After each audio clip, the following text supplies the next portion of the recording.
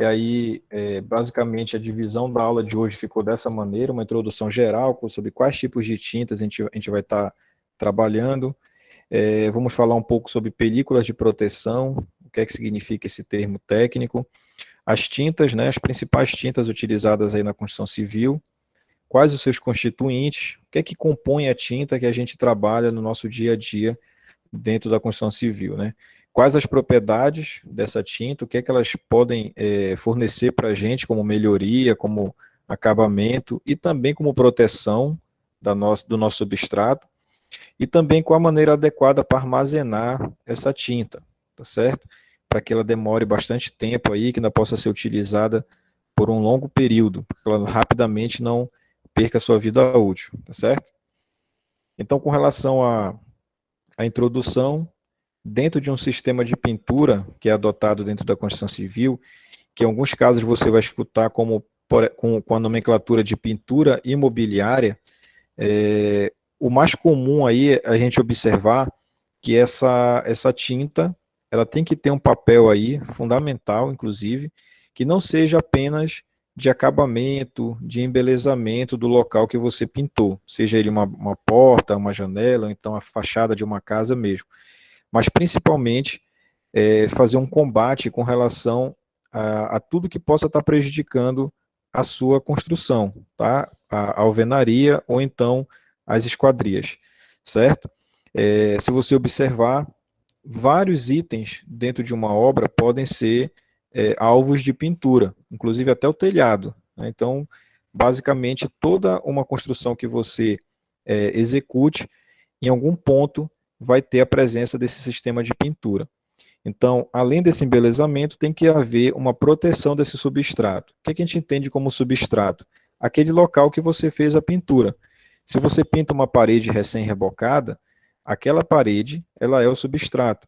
Então, você, além de fazer um melhoramento no acabamento, na parte visual daquela parede, você está protegendo ela, tá certo? Protegendo com relação às intempéries mesmo, né? Quando se trata de uma pintura externa, por exemplo, você protege essa parede contra as intempéries, sol, chuva, dependendo da tinta que você utilizar, logicamente. Tá ok? Com relação a películas de proteção, nós vamos ter, tecnicamente, aí, 4 tipos de película de proteção, tá? Então, até um fato curioso aí, se você observar, quando você vai numa loja de material de construção e você precisa comprar, por exemplo, um verniz, esse verniz, ele de maneira leiga, né, ele é considerado uma tinta, mas na verdade você percebe que ele é um grupo completamente diferente das películas de proteção. Então hoje, registrados pela BNT, registrados em norma, nós temos aí 4 películas de proteção: as tintas, os vernizes, os esmaltes e as lacas. Tá? O mais comum para a gente são as tintas, né? As tintas das mais variadas aí, que a gente utiliza para poder dar aquele acabamento final e também proteger a superfície, como eu havia falado anteriormente. Os vernizes, muito comum para a gente, quando se trata de aplicação principalmente em madeira, né? Forro de madeira, portas, janelas, esquadrias em geral que seja de madeira. Os esmaltes, sempre utilizados aí quando se pretende um acabamento um pouco mais fino, um pouco mais liso, né? Esses esmaltes eles podem ser empregados também em uma superfície metálica ou também de madeira. Tem um processo de execução dessa pintura um pouco mais diferenciado, um pouco mais cuidadoso, inclusive até a mão de obra, de preferência, tem que ser uma mão de obra um pouco mais especializada.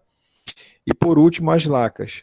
As lacas entendam não como uma película de proteção que vai ser utilizada de imediato, mas sim um material que vai servir para produzir uma outra película de proteção. Como nós estamos observando aqui, as lacas elas vão ser um produto que vai ser utilizado para a produção de um verniz, ou seja, dessa outra película aqui exemplificada. Tá? Então a gente pode estar afirmando que as lacas ela um material que é um pré-requisito fundamental para produzir esses vernizes. Tá ok? E aí, classificando as tintas de maneira geral, você vai observar que todas, independente de qual tipo de tinta você esteja trabalhando, vai ter como característica principal essa questão da liquidez, né? Então você encontra essa tinta em uma loja de material de construção, em um comércio em geral, nesse formato líquido. Logo após a aplicação dele, deve-se esperar um tempo de cura, que a gente vai ver daqui a pouco que cada tipo de tinta tem um determinado tempo de cura, a exemplo do que acontece com argamassa, que nós estudamos algumas aulas atrás. Você tem que respeitar esse tempo de cura, para que a tinta ela te dê ela consiga te proporcionar todas as características que ela tem. Então, algumas tintas necessitam de que você faça uma diluição, por exemplo, e dependendo do tipo de tinta, você vai diluir ou com água, se for uma tinta à base d'água, ou então você vai estar diluindo com outros produtos, como por exemplo thinner, aguarrás, quando se trata de uma tinta, por exemplo, esmaltada, uma tinta acrílica, você já faz um outro tipo de diluição. E tem algumas tintas que você não precisa diluir, você já faz a aplicação dela direto, tá? O que é que se espera depois que você faz a aplicação de maneira adequada dessa tinta aí? Que aquela superfície que você aplicou, ela se torne uma película bastante fina, né, como se fosse um filme, o nome técnico que é dado é filme, de maneira sólida, contínua e uniforme, né, sem nenhum tipo de rachadura na pintura, ou então nenhum tipo de problema que prejudique aquele acabamento final da tinta. Um erro muito comum quando se faz a aplicação da tinta é não esperar esse tempo de cura, e às vezes aquela pintura que você fez, ela não fica como você estava esperando, principalmente com relação à tonalidade da pintura, né? Você compra uma tinta esperando que depois de aplicada fique com uma determinada tonalidade, e às vezes depois que você termina o serviço, você avaliando apenas visualmente, né, acaba percebendo que aquela parede, por exemplo, que você pintou, ela ficou mais clara do que você imaginava, então ficou mais escura do que você imaginava. Isso daí tem muito a ver com o tempo de cura, o tempo que você esperou secar uma demão para depois passar a segunda demão, e também tem a ver com relação à diluição dessa sua tinta. Será que você diluiu a tinta direito, né? Você conseguiu misturar ela bem direitinho ali para poder ela conseguir aquela coloração que você estava esperando? Então esses pontos você deve observar no momento de fazer a pintura, tá certo? O que é que a tinta vai te proporcionar com relação à função? Qual é a função dela que você não pode abrir mão para que você tenha uma execução de um serviço da maneira adequada? Principalmente esses dois primeiros pontos, ó. Como eu estou falando desde o início da aula, né, a proteção da base, seja ela qual for, pode ser alvenaria, pode ser madeira, pode ser metal, você tem que conferir uma proteção dessa base, com relação à durabilidade e permeabilidade, tá certo? Então a tinta ela tem que ser capaz de proporcionar para você essas duas propriedades aqui, durabilidade e permeabilidade. Toda vez que você faz uma pintura, você faz esperando que ela dure bastante tempo, né? Então, em média, uma pintura residencial, ela dura ali em torno de 1 ano e meio a 2 anos, caso não tenha nenhum tipo de percalço nesse intervalo aí. Outro ponto que a tinta tem que proporcionar para você é a questão da estética e higiene. Logicamente, toda vez que você pinta uma casa, procura renovar aquela pintura, você procura que a casa fique, né, mais bonita, mais apresentável do que ela estava até aquele momento. Então, a estética é um ponto bastante procurado quando você faz uma pintura de uma casa. E também, essa questão do higiene, é porque toda vez que você pinta uma casa, passa para você aquela sensação de limpeza, né? De o ambiente estar renovado, de o ambiente estar limpo, tá certo? Dependendo do tipo de tinta que você utiliza, você até consegue fazer essa limpeza mesmo. Você já deve ter visto, não sei se tem já presenciou ao vivo, mas já deve ter visto algum comercial das empresas que trabalham com tinta, dessas tintas que você consegue fazer a limpeza, a remoção de sujeira, apenas com um pano umedecido, né? Logicamente, não é toda tinta que você consegue fazer isso. As tintas, por exemplo, as tintas à base d'água, você não consegue fazer isso. Como o próprio nome está dizendo, à base d'água. Então, se você molhar, se você colocar uma quantidade de água, aquela tinta vai sair ali da parede. Então, se você tem uma pintura na sua sala, com uma tinta PVA, né, que é a tinta base d'água, e aí você sujou, por algum motivo você sujou a parede. Se você vem com um pano umedecido e passa na parede que foi pintada com tinta base d'água, vai sair a sujeira, mas também vai sair parte daquela sua pintura, tá? Porque ela consegue se dissolver em contato com a água. Diferente de uma tinta acrílica, por exemplo, então de uma tinta esmalte, essa sim você consegue limpar com um pano umedecido que a tinta não vai sair, tá bom? E aí, essas funções especiais aqui, tem que ficar um ponto bem claro aqui para você, ela não é uma função obrigatória de todas as tintas, tá? Como retardador de chama, antibactericida, reflexão de luz. Isso daqui são funções especiais, como o nome está dizendo, onde as empresas que fabricam tinta, elas fazem essas tintas com essas funções especiais e, logicamente, cobram um valor bem mais caro, né? Porque ela está te vendendo um produto diferenciado. Então, quando você vai numa loja de material de construção, às vezes da mesma marca de tinta, você vê a tinta, por exemplo, a tinta acrílica da cor branca. E tem a tinta acrílica da cor branca, que é antibactericida. Aí quando você compara os preços, logicamente essa que é antibactericida, por ter esse algo a mais, ela custa um pouco mais caro, tá certo? Os substratos, como eu tinha falado ainda há pouco, né? Aquele local onde você vai estar aplicando a tinta, ele pode ser dividido nesses seguintes grupos aqui. Então, o grupo alvenaria e gesso, basicamente as tintas que são empregadas no grupo da alvenaria podem ser empregadas no grupo do gesso também. Tem o grupo de concreto e argamassa. Em algumas situações, a pintura ela é feita diretamente no concreto. Como exemplo, quando você vê um estacionamento de um prédio. Quando você vai no estacionamento de um prédio, tem algumas marcações, principalmente nos pilares, marcações em preto e amarelo, que é para justamente ser aquela indicação para que no momento da manobra com o veículo, né, você não tenha nenhum tipo de acidente. Então, aquela pintura pintura de amarelo e preto ali nos estacionamentos é como forma de aviso, de alerta, né, que ali tem uma estrutura para você não ter nenhum tipo de acidente. Então, a pintura ela é feita diretamente nessa peça estrutural, né, no caso, um pilar de concreto. Assim como aquelas marcações das vagas de garagem, que é geralmente pintado de amarelo também, aquelas linhas, né, onde determinam ali o local de cada carro, de cada veículo, também é feita diretamente no contrapiso, tá? Então, ficaria nesse grupo aqui. E um outro grupo que trata com as tintas esmalte, né, é o grupo metal e madeira. Então, são tintas que devem ser levadas em consideração a questão da aplicação. A aplicação desse tipo de tinta para metal e madeira, ela requer um conhecimento um pouco mais aprofundado por parte da mão de obra, para que a aplicação ela seja feita de maneira adequada, não fique aquelas rugosidades depois que a tinta seca, né? A tinta para pintura de metal e madeira, ela tende a ser uma tinta um pouco mais densa, um pouco com um peso, entre aspas, maior do que as outras tintas. Então, se você aplica essa tinta em quantidade exagerada, pelo próprio efeito da gravidade, essa tinta tende a descer. E aí, no momento que ela está descendo, ela também está secando. E às vezes ficam aquelas rugosidades na sua pintura. A pintura ela não fica perfeitamente lisa. Não sei se alguém já observou isso daí. Isso daí acontece muito em madeira e também em metal, tá? Pelo fato da tinta ela ter esse diferencial com relação ao seu peso, tá certo? E aí os componentes principais das tintas, seja ela de qual tipo for, são basicamente os mesmos, né? Que seria aqui o veículo, resina, os pigmentos, que vai dar coloração à tinta que você está trabalhando, o solvente e os aditivos, tá bom?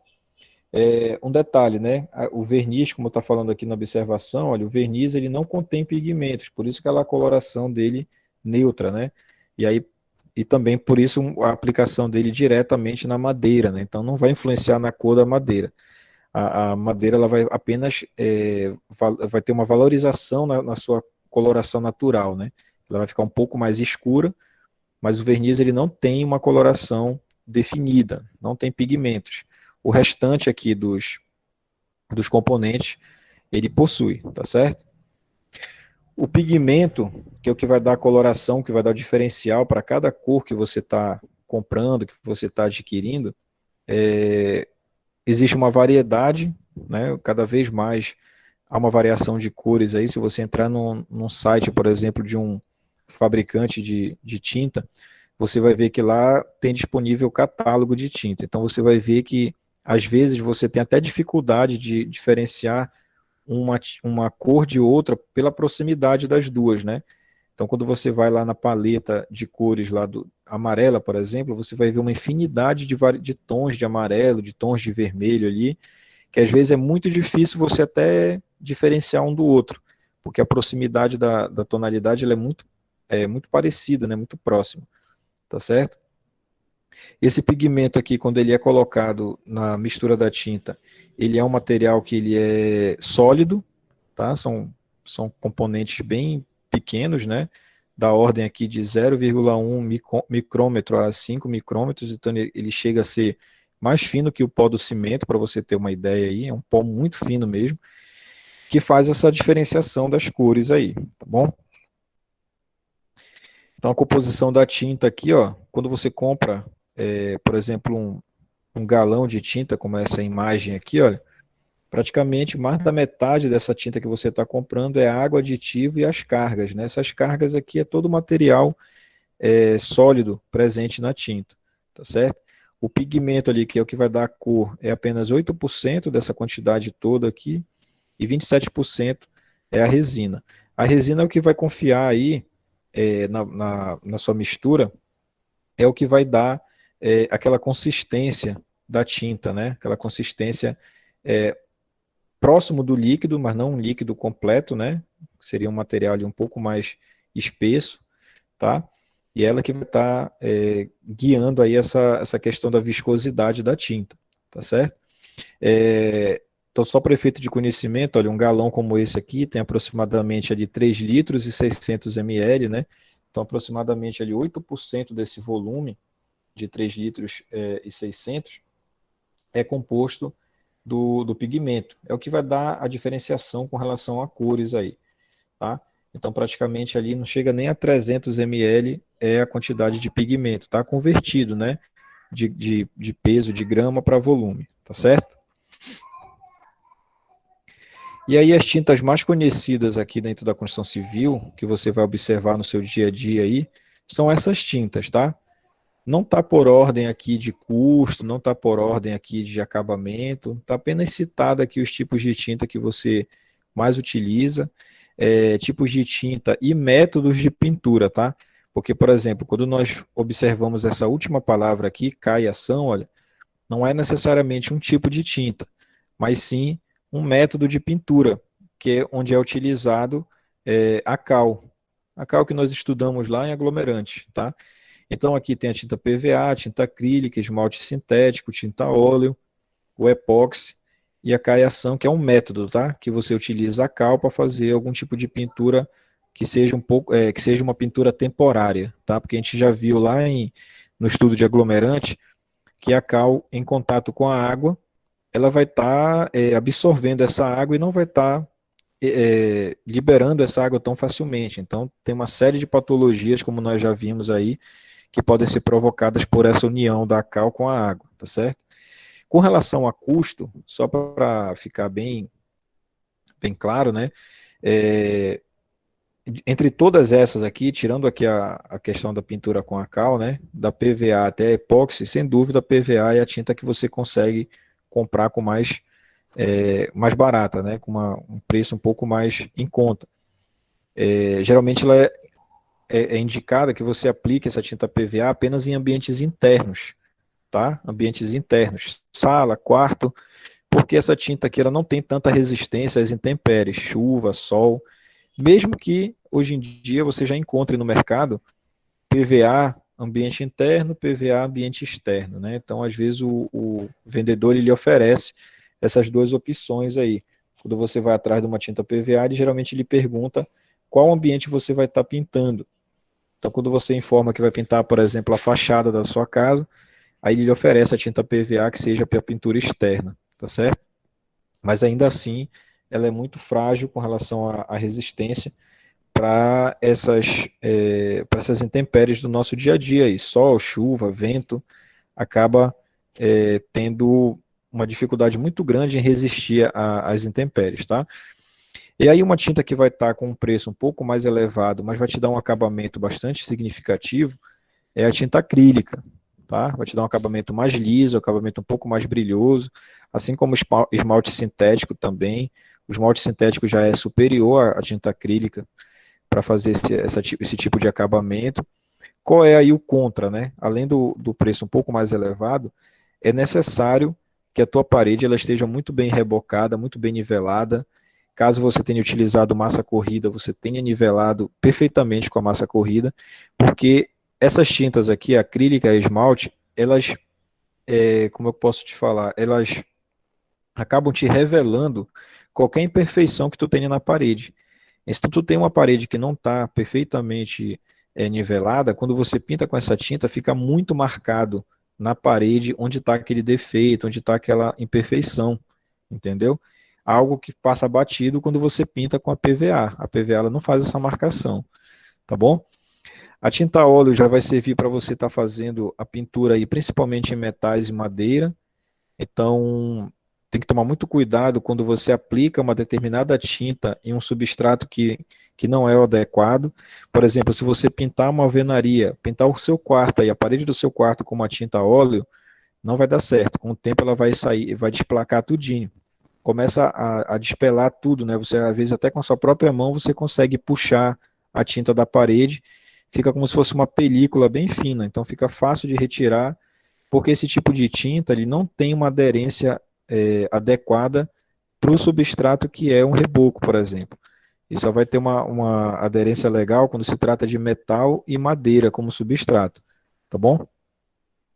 E aqui por último a epóxi, geralmente é aplicada em locais que você necessita de uma impermeabilidade, então geralmente é aplicado em estruturas de concreto, como por exemplo calhas, lajes, sacadas, varandas. É um tipo de tinta que depois de aplicada, ela tende a endurecer e formar uma espécie de borracha.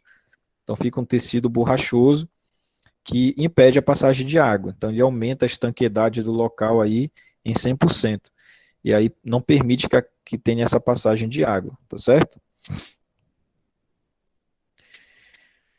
E aqui tem umas considerações com relação às tintas acrílicas e PVA, porque apesar de terem diferença de acabamento, mas algumas características são muito parecidas.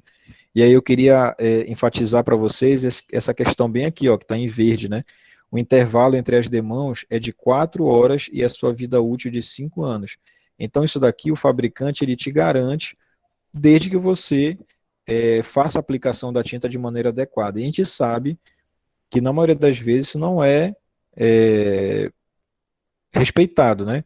Então, às vezes, o que é que acontece? Você vai pintar, por exemplo, o seu quarto aí. Você começou por uma parede, aí você vai girando o quarto todinho pintando, terminou de pintar a última parede, imediatamente você já está pintando novamente aquela primeira parede que você começou o serviço, né? E na maioria das vezes você não esperou essas 4 horas aqui, ó, tá? Que seria o intervalo de uma aplicação de demão para outra. Principalmente quando se trata do ambiente interno, onde às vezes a circulação de vento ela é precária, né? Você não tem uma circulação de vento legal ali, então até isso dificulta a secagem de uma demão para outra. Então pode prestar atenção, geralmente o serviço é feito dessa maneira, você começa numa parede, passa para outra, vai girando o quarto todinho pintando, e aí imediatamente quando você termina a última parede, você já inicia novamente naquela primeira que você começou a pintar, né? O que vai te causar de problema você não respeitar esse intervalo entre uma demão e outra? Essa tinta, como você viu no slide anterior, dentro da sua composição existe a água. Qualquer tinta que você trabalhe tem como um dos componentes a água. Toda vez que você aplica a tinta, você já deve ter percebido, para quem já pintou algum ambiente aí na sua casa, então já viu alguém pintar, você já observou que toda vez que a tinta é aplicada, ela está com uma coloração mais escura do que realmente é, né? Depois que ela seca tudinho, ela fica mais clarinha ali a pintura. Então o que é que acontece? Quando você faz a aplicação da primeira demão, aquela água que está na tinta que foi aplicada na parede, ela tende a ser evaporada, tá? Ela precisa ser evaporada, na verdade. E aí o que é que acontece? Se você vem e aplica logo em seguida uma segunda demão, você está criando um bloqueio, uma espécie de um escudo que vai estar dificultando com que aquela água seja evaporada. E aí a água não consegue evaporar, porque quando ela tenta sair, já tem uma outra camada de pintura atrapalhando ali a sua saída. E aí alguns pontos da tua parede ficam mais escuros, ficam como se tivesse manchado, ou então aquela concentração de água ali, ela demora muito tempo a secar, e às vezes ela provoca manchas na sua pintura, né? Então esteticamente não fica legal aquela mancha na tua parede. E também em alguns casos, onde o ambiente que você pintou ele é muito úmido, não tem quase contato com o sol, com o vento, essa própria água da tinta, ela pode causar uma pequena infiltração ali. Então ela fica ali muito tempo acumulada aquela água, ela não consegue sair, não consegue evaporar e acaba criando uma pequena infiltração que aí danifica a tua pintura todinha, tá bom? E aqui eu coloquei um quadro, ó, tem vários quadros, na verdade, como esse ao longo da apresentação, que eu queria que tu olhasse com mais calma, onde te mostra aqui o tipo de tinta e aqui o local mais indicado para a sua aplicação, tá? Então, por exemplo, tinta esmalte e óleo, vai ser, como eu tinha falado anteriormente, acabamento, tinta que são próprias, né, para o acabamento em madeira, metal, tijolo, quando tu faz algum tipo de obra onde o tijolo fica aparente, né, a gente vê muito isso daí em comércio, né, às vezes tu vai num restaurante, numa pizzaria, tem ali um balcão, onde aquele balcão ele foi feito com alvenaria, mas aquele tijolo ele não foi rebocado, ele fica ali com aquele aspecto mais rústico, né, ele fica aparente, e aí geralmente aquele tijolo ele é pintado, para dar um acabamento um pouco melhor. Então, mais indicado para essa situação é tinta esmalte ou tinta óleo, tá certo? E aí as telhas também, cerâmicas não vitrificadas. O que é uma cerâmica não vitrificada? É esse tijolo tradicional que nós conhecemos aí para fazer parede, tá? Fazer alvenaria, fazer todas essas paredes que a gente conhece. E o que seria uma cerâmica vitrificada? Essa cerâmica vitrificada seria, por exemplo, porcelanato, seria também aquele tijolo que é próprio para fazer churrasqueira. Você já deve ter observado aquele tijolo que é todo fechado, né, todo maciço ali para fazer churrasqueiras, né? Ele não é um tijolo com furo, como é o tijolo utilizado para alvenaria, né? Então aquele tijolo é um tijolo vitrificado, um tijolo cerâmico vitrificado. Então para esse tipo de tijolo não é adequado você aplicar essa tinta esmalte ou óleo, tá? Não vai ter aderência adequada. Para aquele tipo de situação, às vezes é aplicado o verniz, tá certo? E aí tem a tinta látex ou acrílico, né? São tintas à base d'água, então você dilui ela com água. O próprio fabricante, às vezes as pessoas confundem, né? Comprou um balde de tinta ali, um latão de tinta, e aí vê o pintor colocando água para dissolver, e aí as pessoas, a primeira ideia que a pessoa tem é que o pintor está querendo render aquela tinta, né? Querendo aumentar a quantidade de tinta para pintar mais, né? Mas na verdade o próprio fabricante na embalagem ele diz que você tem que colocar uma certa quantidade de água, tá? Então essa certa quantidade de água ela tem que ser respeitada também. Você não pode colocar de qualquer maneira. O fabricante ele te indica lá quanto de água você tem que colocar para aquela quantidade de tinta que você comprou, tá certo? E a tinta látex PVA também a base d'água, né? São indicadas aqui para paredes externas e externas, internas e externas, né? De alvenaria, tá? Só muito cuidado com a aplicação do PVA em tintas externas, como eu te falei. A vida útil dessa pintura ela é muito curta. Em torno ali de um ano, você já começa a perceber algumas regiões da tua fachada já com a pintura comprometida, com a pintura um pouco mais apagada do que era a cor original que você pintou, tá bom? Bem, um outro componente aí do nosso sistema de pintura, né? A gente falou muito aí dos tipos de tinta, verniz, basicamente a parte final da pintura. Mas um dos componentes aí, dos constituintes de todo o processo de pintura é a massa corrida. Acho que muita gente já deve ter observado aqui a massa corrida, né? É um material completamente pastoso, né? Geralmente da cor branca, que serve ali para você fazer alguns retoques, alguns acabamentos ali no seu substrato, na sua parede ali onde você vai estar pintando, né? Muita atenção que a massa corrida, ela não faz nenhuma correção estrutural. Então, se você tem um pedaço do seu reboco quebrado, um pedaço do seu reboco trincado, a massa corrida ela não vai resolver. Ela vai esconder aquele defeito por algumas semanas, algum mês, um ou 2 meses no máximo, mas depois aquele problema vai voltar a aparecer porque a massa corrida ela não tem essa resistência, tá? Então, se você tem, por exemplo, uma parede rachada, você vai renovar aquela pintura e lá onde está rachado você vai colocar a massa corrida para esconder. Num primeiro momento esconde direitinho, só que depois, como a massa corrida não tem resistência, ela vai começar a abrir de novo e aquela rachadura vai ficar aparente. Então ali você vai ter que fazer um outro processo que seria com argamassa mesmo, de cimento, tá bom? E aí a massa corrida é como se fosse uma maquiagem ali, né? Você vai estar escondendo algumas imperfeições da sua parede, desde que não seja nada estrutural, e aí depois disso, você vai estar lixando essa parede, né, para tirar todo aquele excesso de massa corrida e depois aplicando a pintura, tá bom? Tinta de acabamento é todas essas tintas que eu citei nos slides anteriores, aí, todos os tipos, né, PVA, acrílica, esmalte, tinta óleo, todos esses tipos de tinta aí são tintas de acabamento, é aquela última pintura que você faz, já esperando que ela seja o seu produto final. É a partir dela que vai estar finalizada a sua pintura e que, de preferência, fique de acordo com o que você esperava que ficasse, né? Tonalidade, acabamento, etc.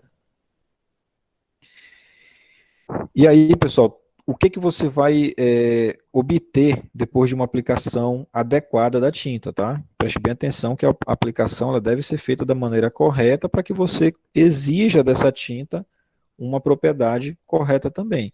Então, todos esses itens aí, olha, estabilidade, cobertura, rendimento, aplicabilidade, tudo isso daí a tinta te garante, desde que você execute da maneira correta.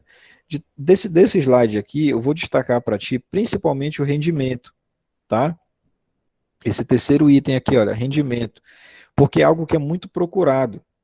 Então, provavelmente, quando você for fazer uma pintura, se você for fazer uma pintura própria sua, né, para sua casa, então mesmo que você vá fazer, por exemplo, a pintura como algum serviço que você vai fazer para algum conhecido, algum parente aí, sempre vai ser aquela pergunta: quantas latas de tinta eu vou precisar para pintar essa minha casa todinha aqui, né? A pergunta é sempre essa. A pessoa quer saber a quantidade de latas de tinta para pintar a casa. Então, olha, aqui na minha fachada eu vou pintar de uma cor, internamente eu vou pintar de outra.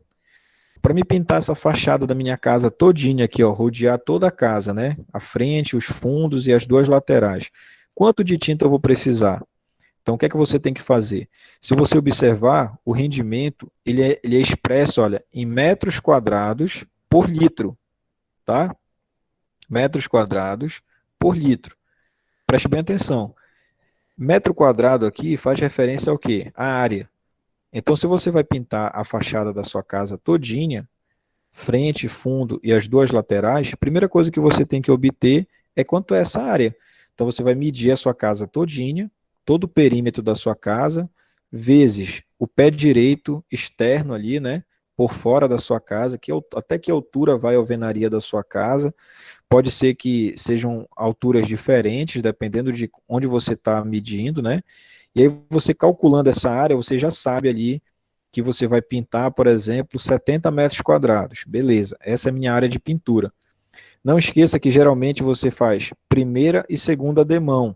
Ou seja, se você tem 70 metros quadrados para pintar e você faz 2 demãos, então você já sabe ali que você vai ter uma área de pintura de quanto? De 140 metros quadrados, né? O dobro. Então você já sabe que é essa a sua área de pintura, 140 metros quadrados. Beleza. Aí você vai lá na tinta que você escolheu, vai lá na embalagem da tinta que você escolheu, e lá atrás o fabricante está dizendo que um galão daquele ali, um latão daquele, o latão, que é aquele maior, ele tem em média 18 litros, tá? E o galão, aquele menor, tem 3,6 litros. Então lá naquela embalagem, quando se trata do latão, por exemplo, que é o maior, ele diz lá que um latão daquele faz, por exemplo, 200 metros quadrados. Um exemplo, tá?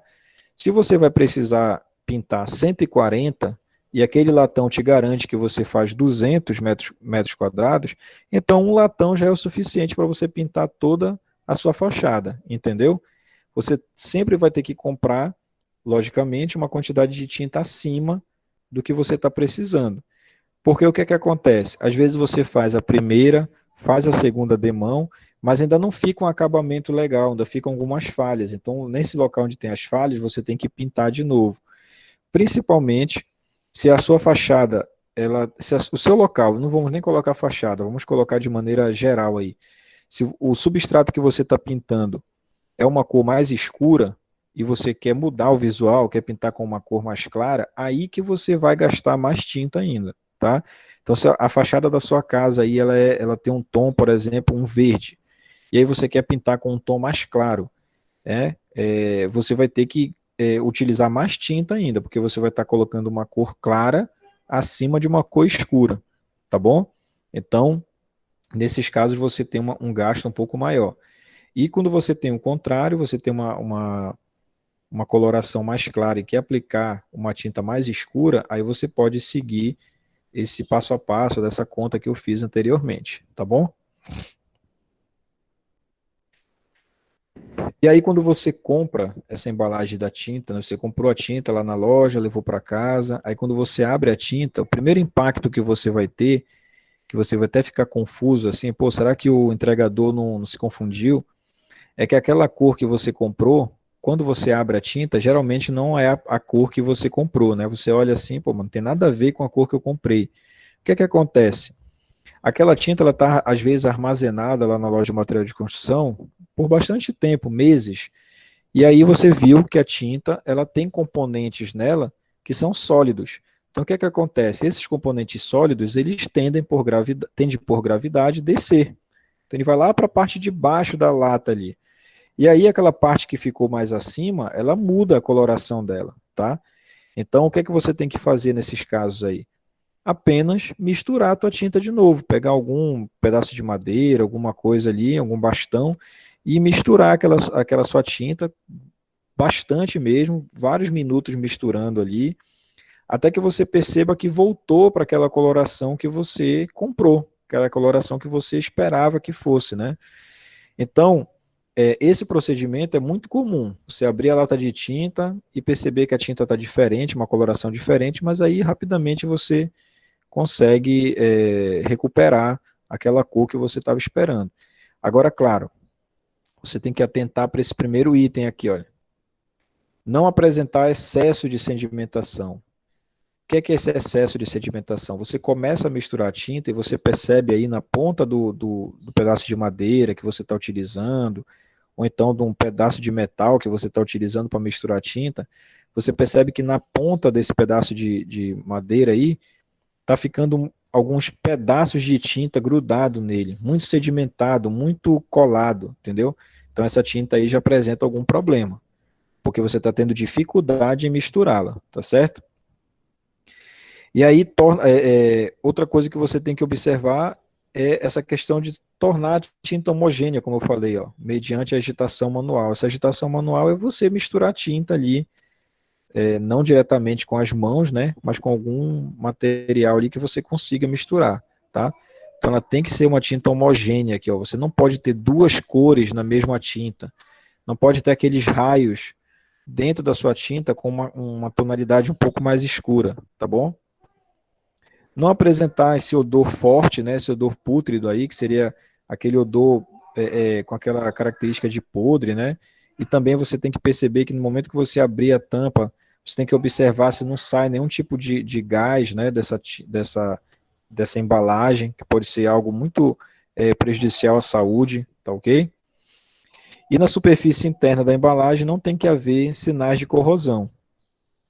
Isso aqui é quase impossível de acontecer, a não ser que a tinta ela tivesse muito mal armazenada, tá?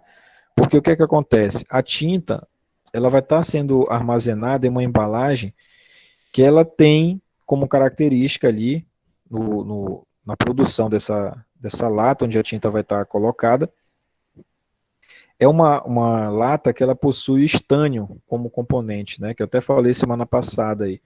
É um componente, o estânio, que ele vai ser aquele mesmo componente que você encontra naquelas embalagens alimentícias ali de produtos alimentícios que estão em conserva, né? Tipo aquela ervilha, azeitona, aquelas coisas que a gente compra aí para casa que vem naquelas latas, né?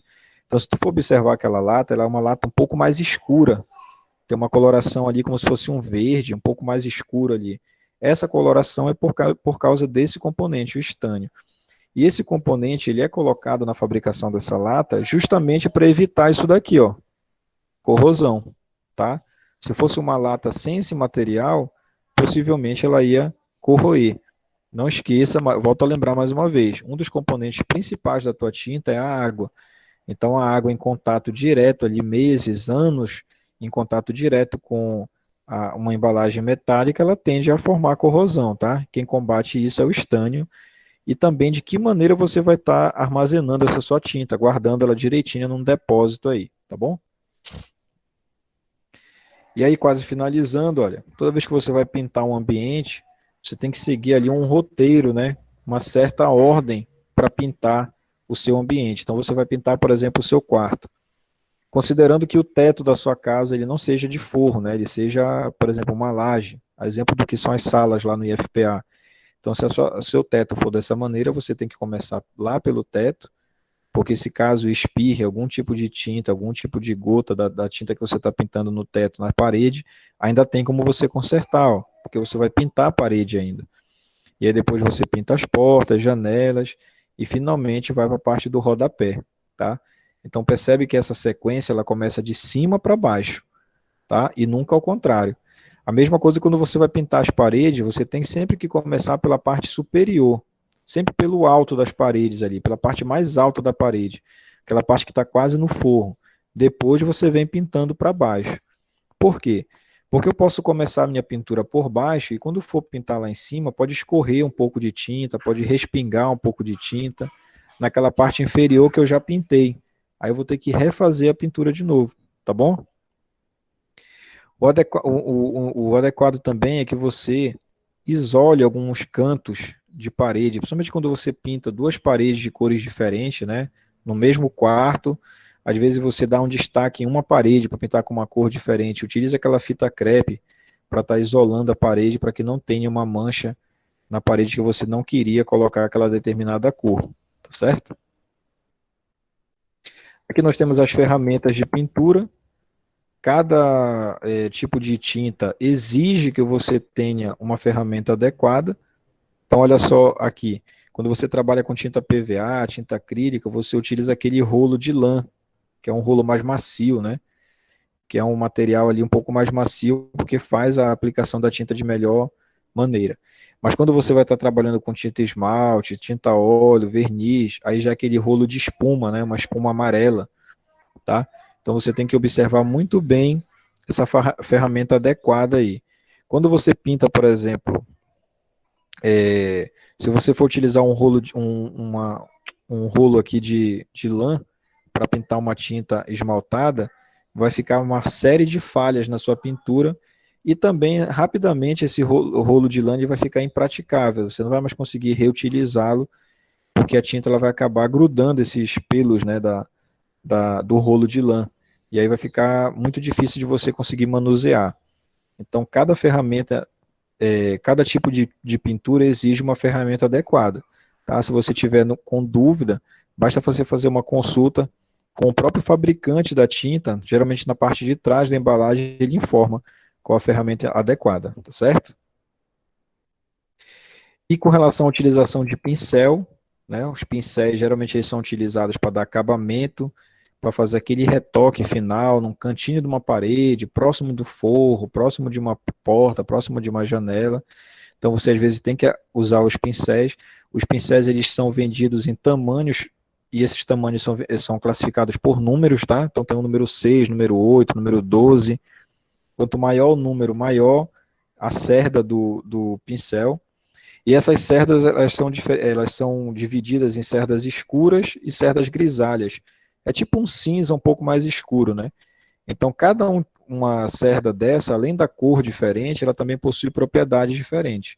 Então, quando você opta por fazer algum tipo de pintura com esmalte, tinta óleo ou verniz, você vai utilizar a cerda escura. E quando você faz uma pintura com tintas à base d'água, como a PVA e a acrílica, você utiliza a cerda grisalha. Essa cerda grisalha, ela tem aqueles pelos do pincel um pouco mais finos, tá? São mais finos e são mais próximos um dos outros. As escuras, elas são um pouco mais grossas e um pouco mais distantes um dos outros, tá bom? E aí, para finalizar, com relação ao armazenamento da tinta, toda vez que você faz uma pintura e sobra tinta, a primeira coisa que você tem que fazer é fechar muito bem aquela lata, aquele recipiente da tinta, tá? Guardar num local coberto, de preferência, que não fique exposto ali a sol, a chuva, a vento, né? Evitar ficar movimentando essa lata de tinta para um lado e para o outro, deixar ela paradinha num local lá, na posição vertical, tá? Evitar deixar a lata de tinta deitada, por exemplo. Essas tintas aí que ficam muito tempo guardadas, né? Tende a acontecer aquilo que eu falei, a parte sólida da tinta, ela tende a descer, e aí quando você for reutilizar, não esqueça de misturar perfeitamente essa tinta, tá bom? O local ele não tem que ter umidade ou calor excessivo, tá? Então não pode ser um ambiente muito quente, mesmo que seja fechadinho, coberto, tem que ter uma certa ventilação, tá bom?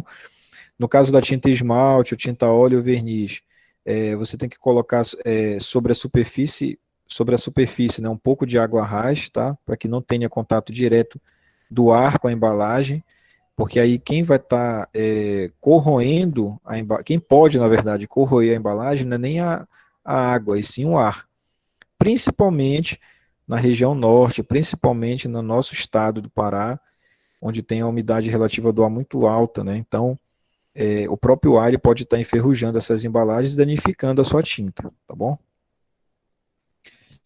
E aqui, pessoal, a idade base, olha, quanto que você tem que deixar, isso daqui, pessoal, normatizado, tá? Todas essas indicações aqui, olha, lembrem sempre, né? Toda vez que você pega uma norma e observa o que, que a norma está te indicando, a norma está te garantindo o seguinte, se você fizer de acordo com o que eu estou falando aqui, não vai ter nenhum problema, tá? Mas em nenhum momento a norma te obriga a fazer daquela maneira, ela te sugere. É tipo um conselho, né? Você segue se você quiser. Então as tintas aqui, elas têm aqui um intervalo mínimo entre demão, ó, aliás, perdão, em processo de cura. Então depois que você faz uma pintura aqui, olha, numa alvenaria, numa parede, com uma tinta PVA ou acrílica, ela só vai estar completamente seca depois de 30 dias, tá? Se uma pintura que é feita com cimento ou cal, essa pintura com cimento é mais para fazer aquele acabamento de estrutura aparente, né? Como elas conseguem evaporar a água delas mais rápido, então em uma semana já está ok, tá? As tintas que você tem mais dificuldade para estimar uma cura é a tinta epóxi ou aquela borracha, né? Aquela tinta borracha clorada, porque é muito difícil você ter certeza que ela está completamente seca. E também os esmaltes e vernizes, tá? Aí o que, que vai variar? Se você faz uma pintura com verniz, ou então com esmalte, em uma porta de madeira e deixa essa porta exposta ao vento, ao sol, aí ela vai secar mais rápido. O problema de você deixar ela muito exposta ao meio ambiente, é que às vezes pode ter um vento muito forte e acabar jogando poeira, areia nessa porta de madeira, nessa janela de madeira. Como ela está pintada com esmalte, não tem para onde correr. Essa areia, essa poeira, ela vai grudar mesmo no teu esmalte e vai prejudicar completamente a tua pintura. Então tem que ter muito cuidado, tá certo? Então é isso, aqui estão nossas referências, né? Qualquer dúvida você sabe como entrar em contato aí para que consiga tirar com relação a esse assunto aí de tintas, tá certo? O material que eu coloquei lá no Classroom está um pouco mais completo, tem mais coisas lá para vocês observarem, e aí eu fico no aguardo de vocês caso tenha alguma dificuldade, tá bom?